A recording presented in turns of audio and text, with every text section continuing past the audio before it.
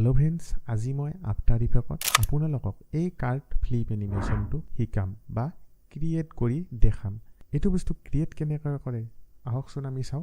এটা কি কৰিব আপোনালোকক দুখন ইমেজৰ প্ৰয়োজন হ'ব।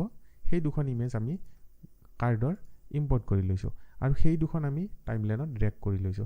লৈ পিনে এছ প্ৰেছ কৰি ইয়াৰ আমি সাইজটো 50 কৰি দিছো দুটা। দি পিনে কি কৰিছো এই দুটা আমি 3D কৰি লৈছো। লৈ পিনে ইয়াতে যোনটো কোনোবা এখন কাৰ্ডৰ আপোনালোকে সিলেক্ট কৰি ইয়াত প্ৰি প্ৰেছ কৰিব আৰু ইয়াৰ যোনটো জেডৰ ভ্যালু এটো -2 কৰি দিব। দিয়াৰ পিছত আপোনালোকৰ এনেকুৱা হ'ব। হোৱাৰ পিছত এতিয়া কি কৰিব ৰাইট ক্লিক কৰি নিউ ইয়াতে নাল অবজেক্ট এটা সিলেক্ট কৰিব। এইটো 3D কৰিব। কৰি পিনে আমি এই দুটা সিলেক্ট কৰি ইয়াতে পেৰেন্ট টুলেদি এনেকে পেৰেন্ট কৰি লম। ইয়াতে নাল 1 বুলি আহিব।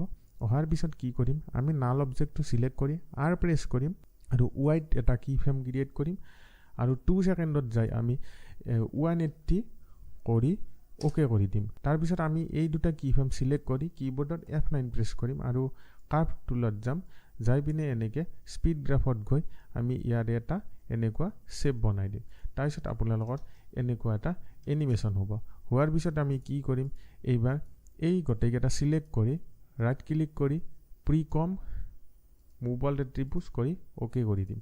তাৰ পিছত আমি ৰাইট ক্লিক কৰি নিউ সলিডত গৈ ওকে কৰি দিম।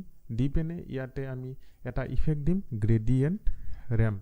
এই ইফেক্টটো আমি ইয়াত ড্ৰেগ কৰিম। কৰাৰ পিছত আমি যোনটো তলৰ সেকেন্ড লেয়াৰটো আছে ইয়াতে আমি এটা ইফেক্ট দিম টাইম ডিসপ্লেসমেন্ট।